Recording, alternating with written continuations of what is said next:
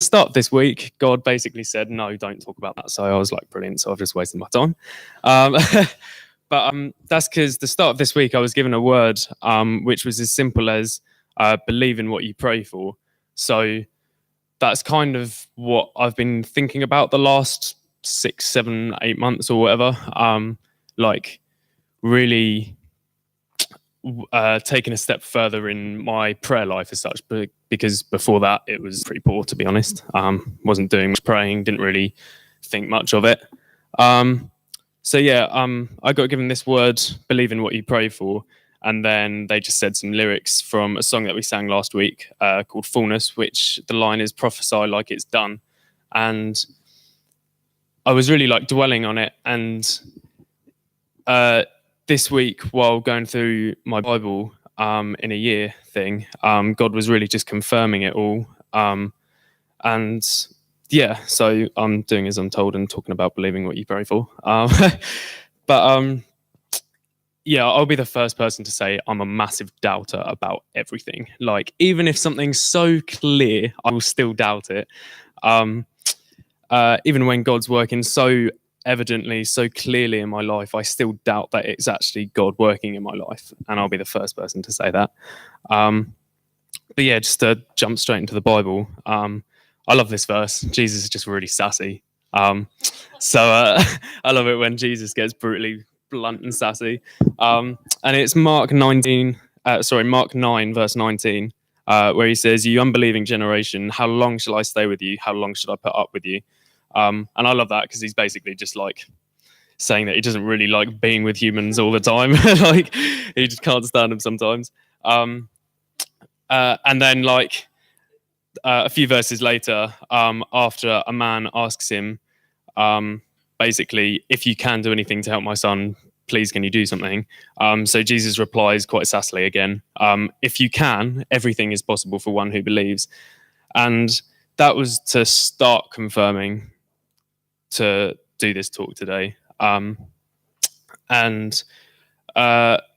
really like resonated with me and challenged with me, because he's kind of just saying that you've got to like believe and it's done, basically. And then I went back to prophesy like it's done, and all sort of links into one, because then Jesus tells his disciples, it says here, short end of the story is Jesus drives out an evil spirit out of the guy's son, and tells his disciple that it was a spirit that can only come out by prayer.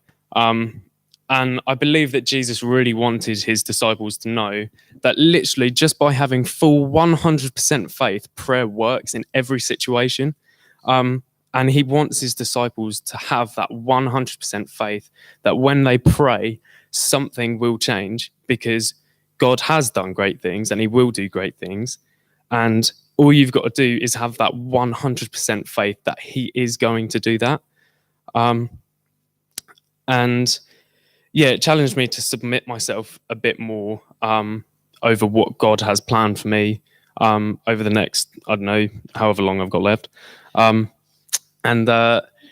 It's kind of made me know that he will do something good. And I've just got to have that 100% faith that he will do that good thing, to try and link it into visions and dreams with his plans. So why do I still doubt it? And why do I still doubt that prayer is working, even though it clearly does, as I've seen over the last few months? I still doubt that. So this week has really just been like challenging, confirming. It's basically just God being on my case about like having faith, and he doesn't shut up about it. So I'm gonna keep going with it, and and then something that I was thinking about during the week, God just put "Your will be done" in my head from the Lord's Prayer. And I was thinking about it, and it's not really a request, like, "Oh, please do your will" or whatever. It's like a declaration that your will be done on earth, and that's not it's challenged me to like pray in more of a declaration way, and more as a statement rather than like, Lord, please do this. It's now, Lord, you will do this because you are good and you only do good things.